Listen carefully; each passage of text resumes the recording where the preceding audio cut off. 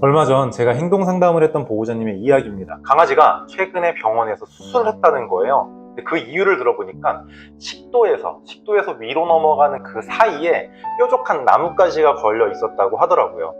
그래서 강아지가 하루 종일 킥킥대고 계속 토도하고 무언가를 계속 뱉어내려고 하는 모습이 보여서 병원에 갔더니 그것이 보여서 결국 제거하기 위해 수술까지 했다는 거예요. 이야기를 들어보니까 평소에도 가구, 모서리나 나뭇가지, 플라스틱, 옷가지 또는 슬리퍼 등등을 찢고 뜯고 먹는 문제가 있었다고 하더라고요. 맞습니다. 바로 이 강아지는 이식증을 앓고 있었어요.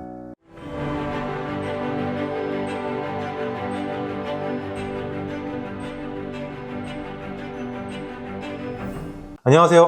10년차 반려견 훈련사 이영우입니다. 여러분, 이식증이란 무엇일까요?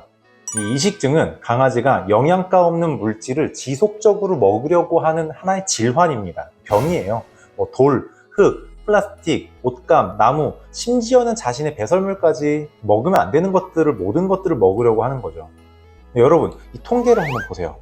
국내 반려견의 30% 이상이 바로 이식증 증상을 보인다고 합니다. 하지만 대부분의 보호자들은 단순한 호기심 정도로 생각을 하고 넘어가죠. 이것이 첫 번째 위험이에요. 더 충격적인 건 이식증으로 인한 응급수술 케이스가 매년 40% 이상 증가하고 있다는 거예요. 그중 일부는 생명을 잃기도 합니다. 제가 직접 겪은 가장 충격적인 케이스를 하나 말씀을 드릴게요. 약 2년 전인데 저에게 교육을 받았던 골든 리트리버 복이라는 친구가 있어요. 골든 리트리버 이 복이라는 친구는 평소에 산책할 때도 돌을 주워 먹었어요. 보호자는 호기심이 많은 아이네 라고 생각을 하고 웃어 넘겼던 거죠. 하지만 어느 날 보기가 갑자기 계속 토하고 아무것도 먹지 않는 모습을 보였다는 거예요. 그래서 응급실로 달려갔더니 엑스레이에 주먹만한 돌덩이가 보였다는 거죠. 바로 장폐색이었습니다. 즉시 응급수술을 들어갔지만 이미 장의 일부가 장폐색을 통해서 괴사되기 시작했고, 그걸로 인해서 4시간의 대수술 끝에 보기는 결국엔 살아났지만 장의 30cm를 잘라내야 했대요. 보호자가 저에게 울면서 이야기를 했어요. 단순한 호기심인 줄 알았는데 몰랐다. 이렇게 위험한 줄 몰랐다. 근데 이것이 여러분 이식증의 진짜 무서운 진실입니다. 이식증이 왜 이렇게 위험할까요? 그 첫 번째가 앞서 이야기한 대로 바로 장폐색입니다. 장폐색. 먹으면 안 되는 물질이 장을 막아서 생명을 위협하는 거예요. 그리고 두 번째는 바로 중독입니다. 플라스틱, 페인트, 화학물질 등을 계속 섭취하다 보면 그로 인한 급성 중독이 발생될 수 있어요. 그리고 세 번째가 정말 이것도 위험한 건데 바로 내부 손상입니다. 날카로운 물질이 강아지의 위나 장을 찢어서 뇌출혈을 일으킬 수 있는 거예요. 그리고 이 내부 손상으로 인해서 또 나올 수 있는 것이 바로 첫 번째 장폐색입니다. 날카로운 물질이 위를 찢으면서 그 위에 있는 위액이라든지 여러 가지 내용물들이 위장 밖으로 다 쏟아지는 거예요. 그럼 그걸로 인한 장폐색이 또 발생될 수 있어요. 이러한 증상이 나타나면 즉시 1분도 지체하지 말고 병원으로 가셔야 됩니다. 자, 어떤 증상이냐면 첫 번째, 계속 토하는데 아무것도 나오지 않는다. 또는 배를 만지면 강아지가 아파하고 웅크리는 모습을 보인다. 그리고 변을 보지 못하거나 또는 변을 봤을 때 혈변을 많이 본다. 그리고 갑자기 기운이 없거나 축 늘어져 있다. 또는 침을 많이 흘리고 계속 헥헥거린다. 앞서 이야기한 이러한 증상들이 나타나면 이미 응급 상황이에요. 몇 시간만 늦어도 생명이 위협할 수 있습니다. 그렇기 때문에 꼭 이러한 모습이 나온다면 꼭 응급으로 병원을 찾아가셔야 돼요. 자, 그렇다면 왜 이식증이 생길까요? 그 주요 원인 4가지를 좀 말씀을 드릴게요. 첫 번째가 바로 영양 결핍이에요.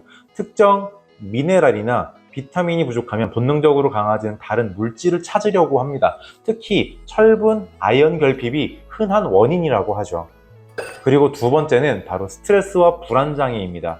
강아지가 분리불안, 환경 변화, 새로운 가족 구성원의 변화 등으로 인해서 스트레스가 발생이 되면 이 스트레스로 인한 여러 가지 이상 행동이 생겨요. 그리고 세 번째는 바로 지루함과 관심 끌기입니다. 이것 또한 하나의 스트레스적 행동이기도 하죠. 바로 욕구 불만인데 충분한 운동이나 또는 어떤 정신적인 활동 자극이 없으면 강아지가 뭔가를 물어뜯고 찢고 씹으면서 그걸 먹게 되는 형태의 모습으로 보호자의 관심을 끌려고 해요. 아니면 그렇게 놀려고 하죠. 그리고 네 번째는 행동학적이기보다는 의학적인 질환이죠. 갑상선에 문제가 있거나 소화기에 문제가 있거나 또는 뇌에 문제가 있을 때 강아지가 이식증을 유발할 수도 있어요.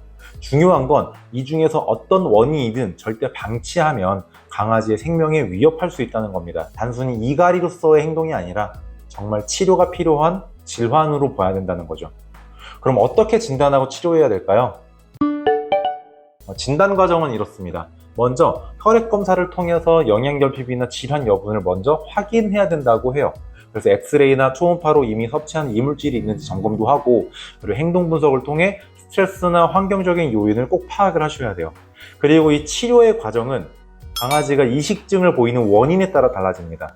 단순한 영양결핍이 원인이라면 영양 보충과 사료 변경을 하시면 돼요. 하지만 그걸로 했을 때도 나아지지 않는다면 또 다른 원인인 스트레스를 또 보셔야 돼요. 스트레스가 원인이라면 환경 개선과 또는 행동 치료 프로그램을 병행하셔야 됩니다. 그리고 또 마찬가지로 의학적인 질환이라면 사실은 이거는 훈련사를 통해서 행동 치료를 한다고 해도 근본적으로 해결이 안 되죠. 이 의학적인 질환은 결국에는 의학적인 근본 질환부터 먼저 치료를 하셔야 돼요. 아까 이야기한 갑상선 또는 소화기관 또는 뇌, 그리고 모든 경우에 대해서는 항상 환경 관리가 필수적입니다. 되도록이면 먹으면 안 되는 물질들과 물건들은 완전히 치워야 하고, 충분한 운동과 정신적인 자극을 통해서 강아지가 스트레스를 풀 수 있을 만한 것들을 제공해 주셔야 돼요. 그리고 이식증을 질환으로서 갖고 있는 강아지 같은 경우는 치료 기간이 짧으면 보통 3개월에서 길면 6개월 정도 걸리지만 어쨌든 정말 생명을 구할 수 있는 문제이기 때문에 그 정도의 시간을 투자해서라도 꼭 치료를 하셔야 됩니다. 진짜 마지막으로 강력히 경고드립니다. 이식증은 단순한 버릇이 아니에요. 단순한 호기심으로 인한 행동이 아닙니다. 정말 생명을 위협할 수 있는 질환이고 정말 위험한 행동이기 때문에 만약에 여러분들의 강아지가 이상한 것을 주워 먹으려고 한다면 단순히 호기심이겠거니라고 생각하고 넘어가지 마시고 즉시 전문가와 상담을 하시길 바라요. 앞서 말씀드린 복이나 또는 앞서 이야기한 제 그 상담 사례처럼 되도록이면 조기에 발견해서 치료를 하시고 그것을 꼭 완벽하게 회복하실 수 있으면 좋겠습니다. 댓글로 여러분들의 경험도 같이 공유해 주시고 궁금한 점이 있으면 언제든 문의해 주세요. 이 영상이 한 마리라도 정말 더 많은 강아지의 생명을 구할 수 있다면 정말 더할 나위 없이 좋을 것 같습니다. 우리 여러분들의 강아지 이러한 작은 신호도 놓치지 마시고 꼭 잘 집중해서 관찰해 주세요. 감사합니다.